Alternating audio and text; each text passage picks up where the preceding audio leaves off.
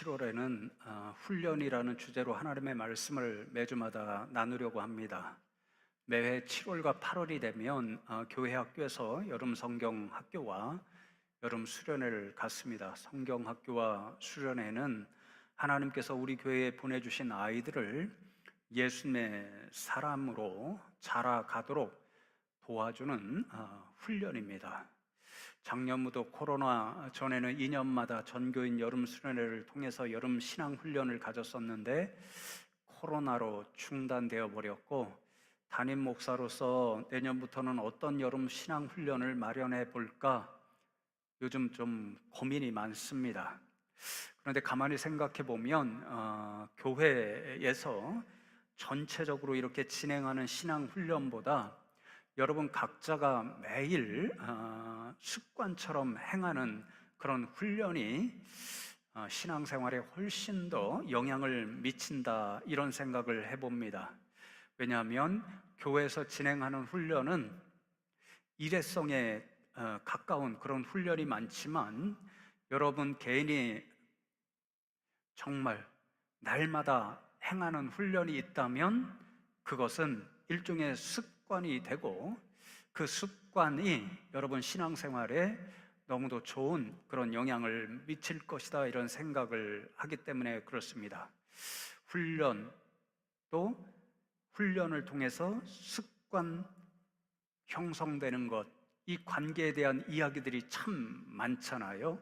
우리가 어떤 훈련을 반복적으로 하게 되면 그것이 우리의 습관이 되고, 그 습관이 결국은 우리의 삶이나 신앙생활에 상당한 영향을 미친다는 것은 너무도 잘 알려져 있습니다. 제가 말씀을 준비하면서 조금 놀란 게 있는데요, 우연히 앤드류 카네기라고 하는 분이 적은 짧은 글을 읽게 되었는데, 이분이 이야기하기를 성공 혹은 빈곤, 가난하게 사는 것과 부유하게 사는 것, 이것도 일종의 습관의 영향을 받을 수 있다라고 적고 있더라고요. 예를 들면 제가 가끔가다 나는 자연인이다, 이 프로그램을 보잖아요. 거기에 등장하는 분들이 대부분 그런 모습인데요, 복잡한 도시 생활이 싫어서 스스로 가난해지기를, 빈곤해지기를 원해서 자연 속에 들어가 삽니다. 처음에는 불편하겠죠? 그런데 스스로 그런 일에 익숙해지겠다, 이런 생각으로 들어가 살다 보면 그렇게 사는 것이 아주 편안해집니다.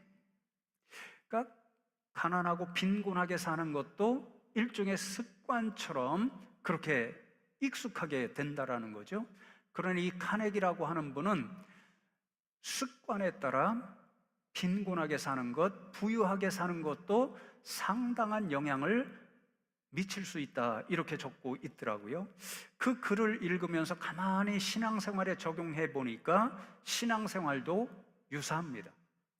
우리가 영적으로 빈곤하게 사는 것도 우리가 어떠한 영적인 습관을 가지고 있느냐, 그거에 따라 상당한 영향을 받고, 우리가 영적으로 풍성하게 사는 것도 우리가 매일 어떤 영적인 습관을 갖고 행하느냐, 그거에 따라 상당한 영향을 받겠다, 이런 생각인 거죠.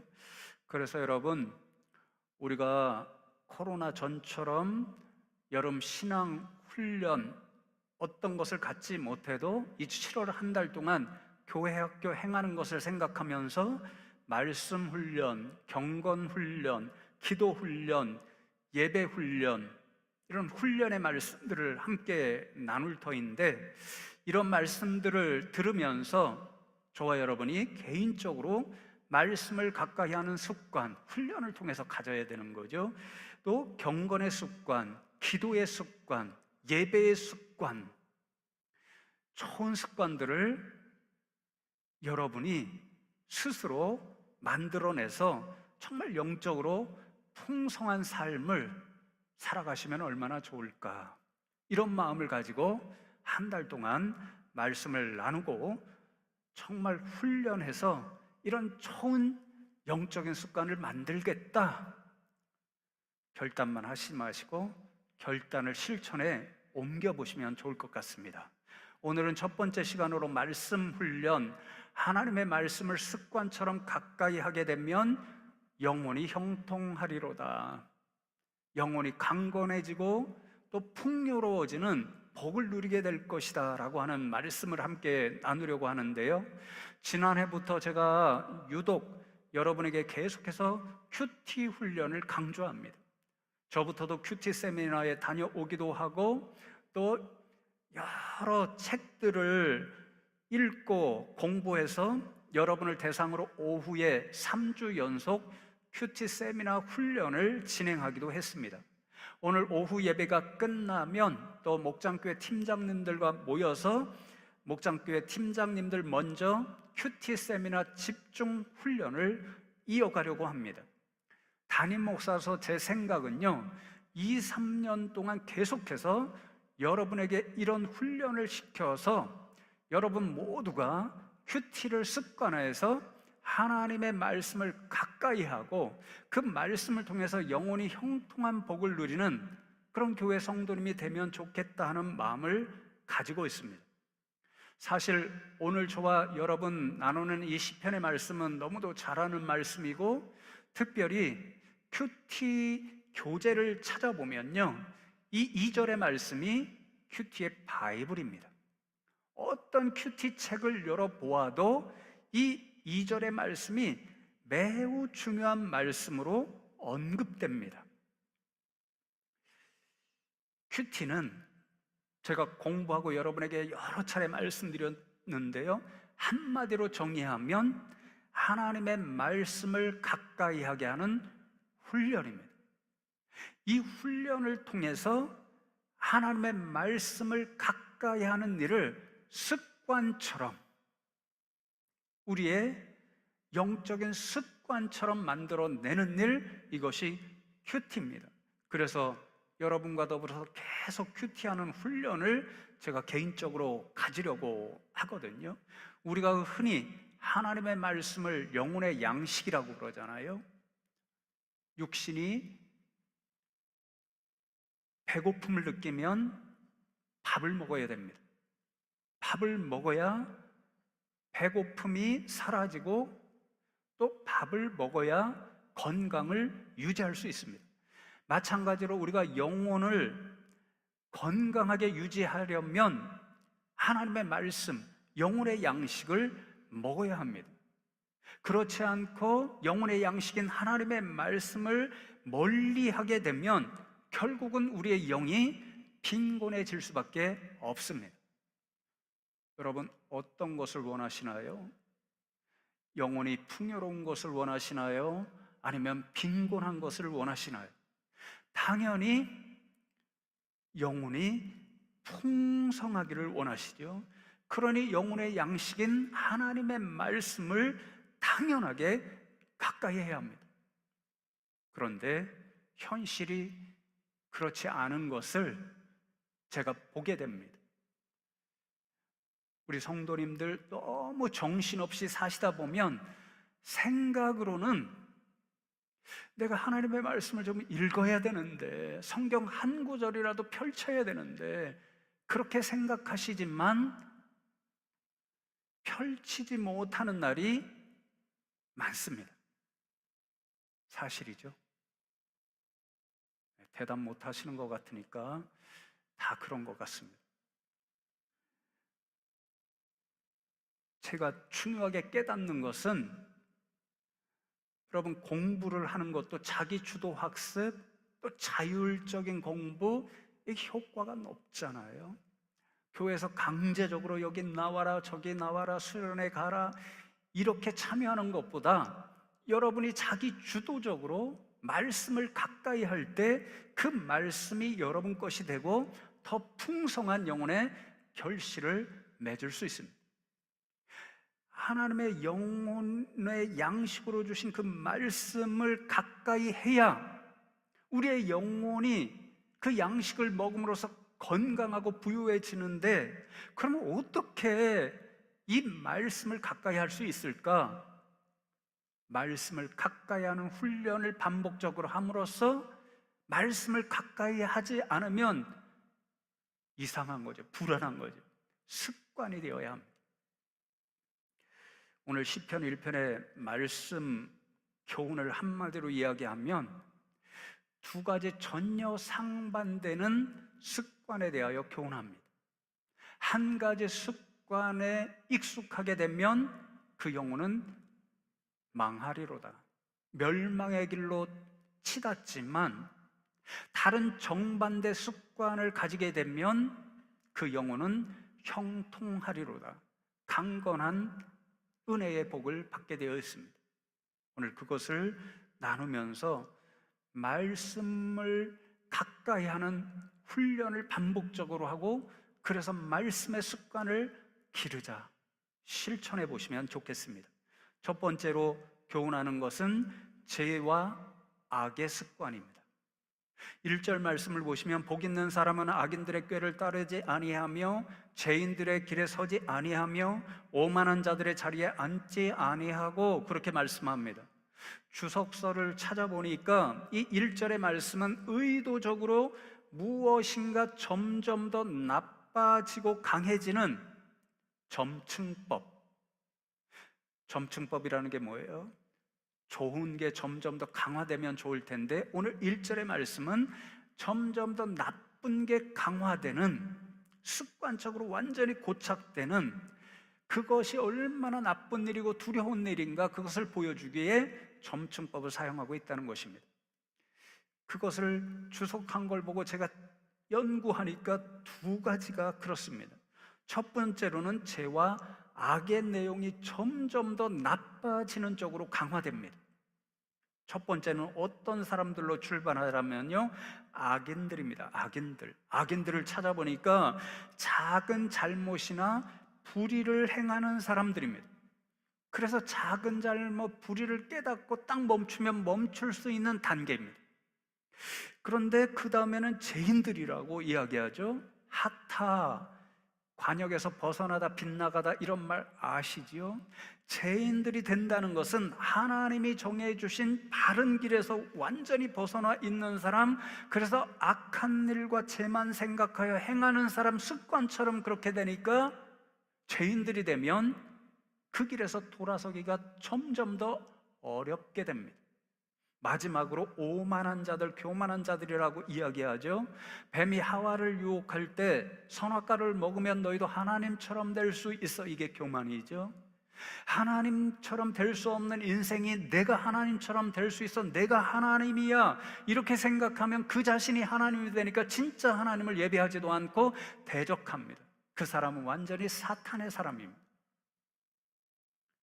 이렇게 점점 죄와 악의 내용이 나빠지는 쪽으로 강화되면 결국 하나님을 대적하는 오만한 사람, 사탄의 사람으로 완전히 되어버리는 거예요. 두 번째로는 그 죄와 악을 가까이 하는 행동, 그래서 동사가 따라 붙잖아요. 죄와 악을 생각하며 해가는 습관이 점점 더 강화돼서 완전히 빠져버리는 상태입니다. 첫 번째로는 뭐라 그러죠? 악인의 그러한 꾀를 따르지 아니하며, 따른다는 말은요, 함께 걷는다, 쫓아다닌다, 이런 뜻입니다. 그러니까 처음에는 악이들과 함께 걸어다니며 사귀며 삽니다. 얼마든지 멈춰서서 돌아설 수 있는 상황입니다. 그런데 그 다음에는 뭐라고요? 죄인의 길에 서지 아니하며, 선다는 말은 발을 붙이고 그 자리에 고정되어 움직이지 않는다는 뜻입니다. 처음에는 악인들과 걸어다녀서 그 순간 멈춰서서 돌아서서 반대 방향으로 갈 수 있는데, 이제는 죄인들과 똑같은 길에 발을 붙이고는 딱 붙어서서 그들과 한 무리가 되는 것입니다. 습관적으로 죄인들과 함께 사는 것입니다. 마지막으로가 참 무서운 말인데요, 앉지 아니하고, 앉는다는 말을 찾아보니까 산다는 뜻입니다. 거주한다는 뜻입니다. 이제 오만한 자와 하나님을 대적하는 그런 사람들과 함께 산다. 죄와 악을 생각하며 행하는 것이 그래서 그 삶의 자체가 된다는 거죠. 습관처럼 자신의 것이 된다는 것입니다. 제가 공부한 기독교 윤리에서는 이러한 경우를 슬리퍼리 케이스다 그럽니다. 슬립, 미끄러진다는 말인 거죠. 미끄럼틀을 생각하면 쉽습니다. 우리 아이들이 어린 나이에 미끄럼틀 타기를 참 좋아하죠. 미끄럼틀 꼭대기에 올려주면 처음에는 앉아서 내려오잖아요. 어떻게 내려오죠? 처음에는 쉽지 않습니다. 엉덩이를 들썩들썩 하는데 잘 안 내려가죠. 그런데 여러분, 위에부터 조금씩 내려가다가 중간에 이르면 어떻게 합니까? 싹 내려옵니다. 그 자리에서 멈춰서 다른 길로 위로 돌아갈 수가 없습니다. 어떤 원칙이 있고 반드시 지켜야 할 하나님이 주신 길이 있는데, 처음에는 그 길에서 벗어나는 것이 두렵고 떨리지만 점점 더 습관처럼 되어버리면 완전히 그 길에서 떠나서 돌아오기가 어렵다는 이야기입니다. 예를 들면 거짓말이 그렇죠. 제가 예전에 부모님께 뭐 때문인지는 몰라요. 그런데 기억나는 한 가지가, 혼나지 않으려고 잘못한 것이 있는데 부모님께 거짓말을 하려니까 그냥 마음에서 쿵쾅쿵쾅 막 이럽니다. 불안합니다. 경험들 다 해보셨죠? 처음에 거짓말 하려고 그러면요, 막 마음에서 불안합니다. 그런데 다음번에 거짓말을 하려면 조금 더 쉬워집니다. 야, 그때 거짓말 했는데 안 들켰지? 아, 묘한 쾌감이 있대. 그리고 내가 거짓말을 했는데 그 사람이 속아 넘어갔어. 야, 재미있던데? 이런 생각이 듭니다. 그리고 그 다음에 거짓말을 하면요, 너무 재밌습니다. 그래서 어느 순간에는요, 거짓말 하지 않으면 오히려 불안합니다. 거짓말 하는 것이 습관이 되어서 습관처럼 행해야만 편안한 거죠. 그러면 어떻게 되나요? 우리가 너무도 잘 아는 양치기 소년처럼 망하는 겁니다. 오늘 시편 기자가 그것을 두려움으로 생각하라고 5절과 6절에서 이렇게 교훈하지요. 그러므로 악인들은 심판을 견디지 못하며 죄인들이 의인들의 모임에 들지 못하리로다. 무릇 의인들의 길은 여호와께서 인정하시나 악인들의 길은 망하리로다. 악인들과 죄인들은 결국 이런 것에 습관화되어서 하나님을 대적하는 사단의 사람들이 되면 결국 하나님의 심판을 받고 망하리로다. 멸망할 수밖에 없다는 거죠. 그러나 여러분, 우리가 이런 두려운 사실을 생각하면 결단코 우리는 처음부터 아예 죄와 악은 생각하지도 말아야 하고 가까이 하지도 말아야 합니다. 처음에 발을 떼고 싶어도 결단코 그 발을 죄와 악에 들여 놓아서는 안 됩니다.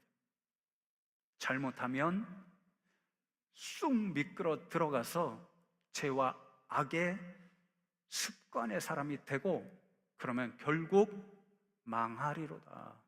멸망의 사람이 될 수 있기 때문입니다.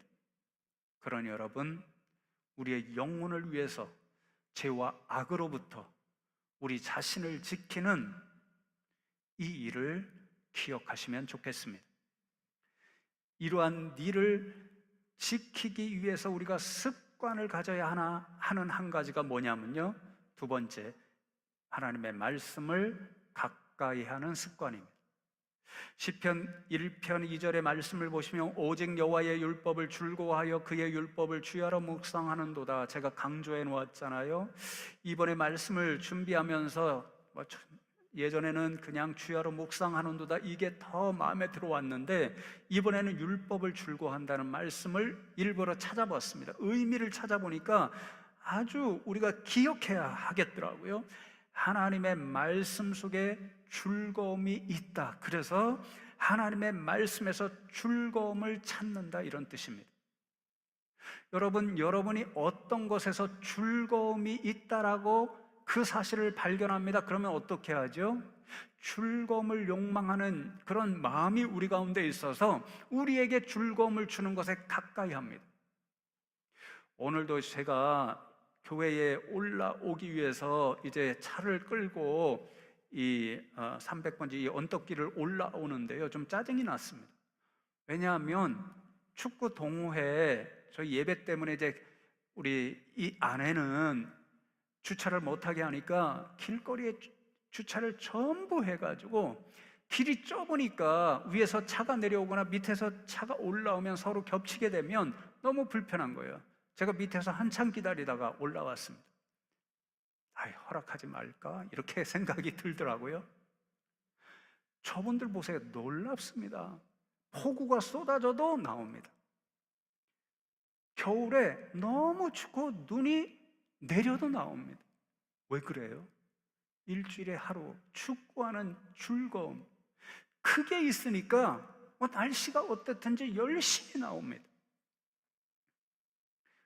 저도 어린 시절에 유사한 경험을 했는데요, 중학교쯤에 시골 교회니까요, 무슨 체육기구 이런 걸 갖고 뭔가를 하는 게 정말 거의 있지 않았습니다. 그런데 어느 날 어르신들께서 탁구를 치겠다고 이제 교육관이 있었는데 한쪽은 중고등부 예배실이고 한쪽은 휴게실입니다. 그 휴게실을 치우고서는 탁구대를 놓으셨습니다.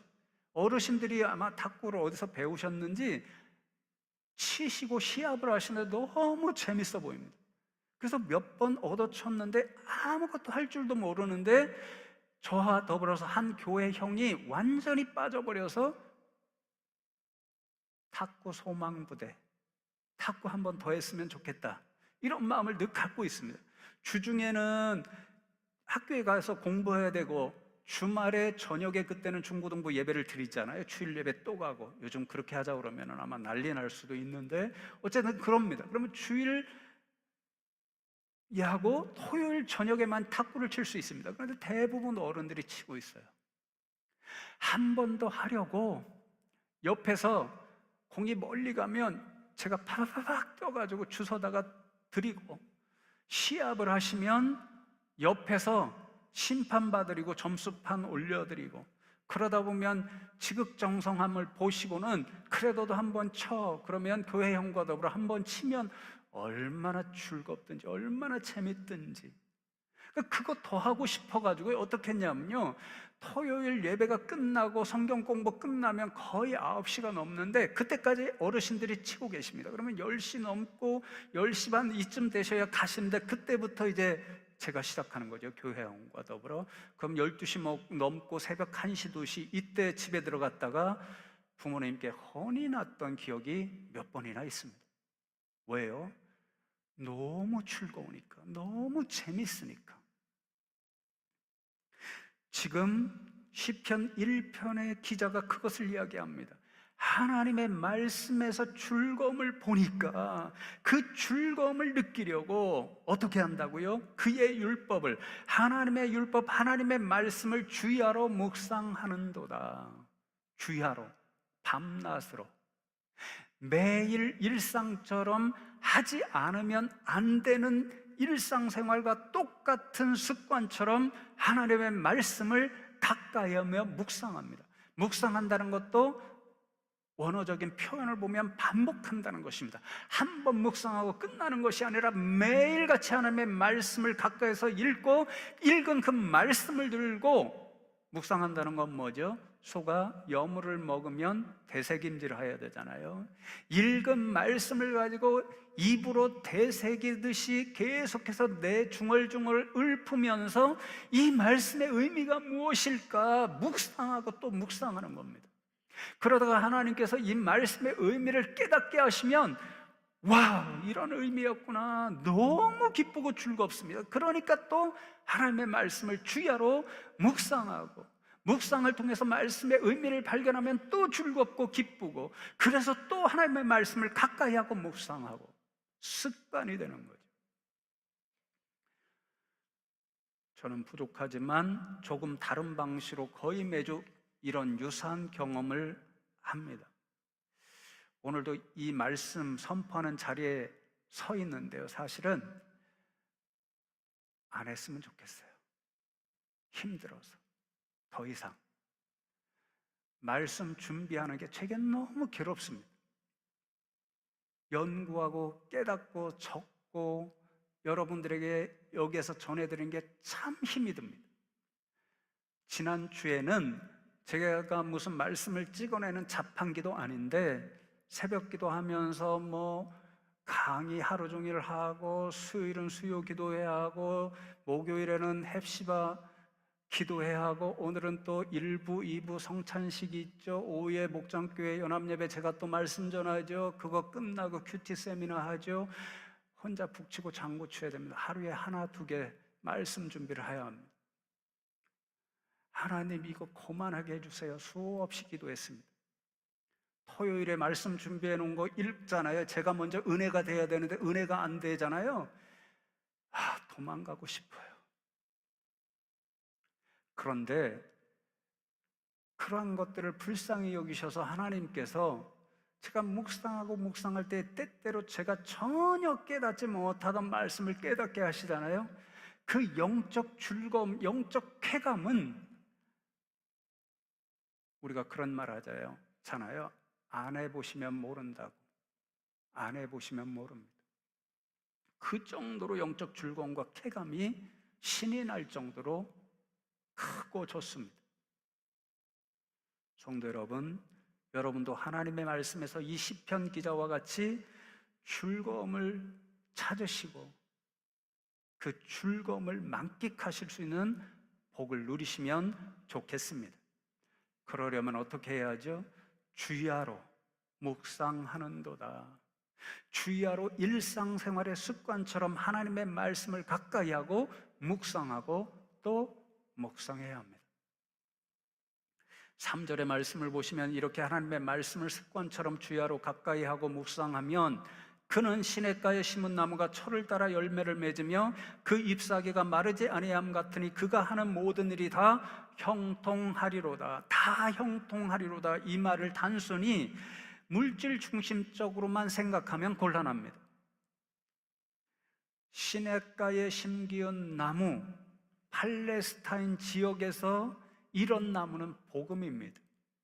물이 풍요롭지 않은데 시냇가에 심기었습니다. 그럼 뿌리를 깊게 내리고 그 시냇물을 생명수로 빨아들이면 튼튼하게 자라고 그리고 잎을 내고 꽃을 피워 열매를 풍성하게 맺습니다. 우리의 영혼의 생명수 양식이 무엇입니까? 하나님의 말씀인 거죠. 그러니까 시냇가에 심기운 나무가 뿌리를 깊이 그 생명수에 내리듯이 우리의 영혼이 생명수와 같은 하나님의 말씀 가운데 깊이 뿌리가 내리면 영혼이 형통하리로다. 영혼이 강건해지고 풍요로운 복을 맛본다라는 거죠. 성도님들께서 하나님의 말씀을 습관처럼 이렇게 시편 기자처럼 주야로 가까이 하고 묵상하여 영혼이 형통하는 복을 누리시면 좋겠습니다. 마지막으로 큐티 공부를 하면서 제가 이렇게 하나님의 말씀을 가까이 하는 습관을 어떻게 기를 수 있을까? 이미 세미나 할 때 말씀드렸는데 3가지를 기억하시면 좋겠습니다. 3가지. 오늘부터 가서 실천하시면 좋겠습니다. 첫 번째, 매일 10분이라도 하나님의 말씀을 가까이 하는 시간을 매일입니다. 정해 놓으십시오. 유명한 액션 스타 이소룡 아시죠? 뿅 이렇게 하면서 하시는 분 아시죠? 남자분들 많이 좋아하시죠? 근데 이분이 아주 좋은 말을 남겼더라고요. 나는 1만 번의 발차기를 한 번에 훈련하는 사람을 두려워하지 않는다. 나는 한 번의 발차기라도 1만 일 동안 훈련하는 자가 두렵다. 무슨 말입니까? 오늘 하루 내가 발차기 잘하는 사람 될 거야. 하루 종일 10,000번을 하고 중단한다? 습관처럼 발차기가 나오지 않습니다. 그러나 하루에 한 번이라도 발차기를 한다, 1만 일 동안 한다, 그러면 그 발차기가 습관으로 익숙해져서 정말 필요할 때 그 발차기가 가장 그 사람의 강력한 무기가 됩니다. 매일 일정한 시간을 정해놓고 훈련해야 이렇게 습관이 된다라는 거죠. 그러니 말씀을 가까이 하는 습관도 매일 10분이라도 일정한 시간을 정해놓고 하나님의 말씀을 펼쳐 읽고 그 읽은 말씀을 머리에 놓고 가슴에 새기도록 묵상하고 묵상하는 이런 일이 이어져야 합니다. 육신의 건강을 위해서 좋은 것을 찾아 먹죠. 영양제 많이들 잡수시지요. 일정한 시간을 정해놓고 운동도 하시죠. 하물며 영혼의 건강은 어떠겠습니까? 영혼의 건강을 위해서 일정한 시간을 정해놓고 영혼의 건강을 위해서 하나님께서 우리에게 주신 필수 영양제 하나님의 말씀을 매일같이 잡수시는 분들 되기를 바랍니다. 두 번째는 하나님의 말씀을 나에게 주시는 말씀으로 듣고 읽어야 합니다. 우리가 흔히 반농으로 하는 말이 있죠. 오늘 설교는 이 양반이 꼭 와서 들었어야 되는데 오늘 안 왔네. 그게 아니라 자신이 들어야 하는 것입니다. 누가 꼭 들어야 하는데 이런 생각으로 말씀의 자리에 있으면 그날 말씀은 들리지도 않고 은혜가 없습니다. 하나님의 말씀을 듣고 읽을 때는 다른 사람 생각할 필요가 없습니다. 나에게 주시는 하나님의 말씀으로 듣고 읽으셔야 여러분에게 유익한 하나님의 말씀이 될 수 있습니다. 성경을 읽을 때 하나님이 지금 여기에서 나에게 말씀하시고 계신다라고 생각해야 합니다. 유명한 보네스퍼 목사님이 남기신 말입니다. 이 말을 기억하시고 항상 여러분이 읽고 듣고 하는 말씀이 오늘 나에게 주시는 하나님의 말씀이다. 그렇게 생각하시고 듣고 읽으시기를 바랍니다. 세 번째, 마지막으로 그날 주신 말씀을 순종하여 가능하면 그날 생활에서 삶의 모습에서 실천하시기 바랍니다. 거창한 실천 말씀드리는 것 아닙니다. 가정에서 혹은 교회 공동체에서, 직장에서 실천할 수 있는 작은 실천 하나를 생각해서 적용하고 순종하여 실천하라는 말씀입니다. 여러분, 아무리 거창한 것을 깨닫고 아무리 많은 말씀을 알고 이해하고 있다고 할지라도 순종하여 행하지 않으면 그 말씀의 결실은 하나도 나타나지 않습니다. 그러니 오늘 하나님이 여러분에게 주신 말씀 작은 모습이라도 순종하여 매일같이 실천하는 일이 있기를 바랍니다. 그런 순종과 실천이 쌓이고 쌓이면 여러분은 하나님의 말씀대로 사는 말씀의 사람이 될 것이고 하나님 약속하신 대로 다 형통하리로다. 영원히 형통한 복을 누리게 될 줄로 믿습니다. 이런 말씀의 사람들 다 되시기를 주님의 이름으로 축복합니다.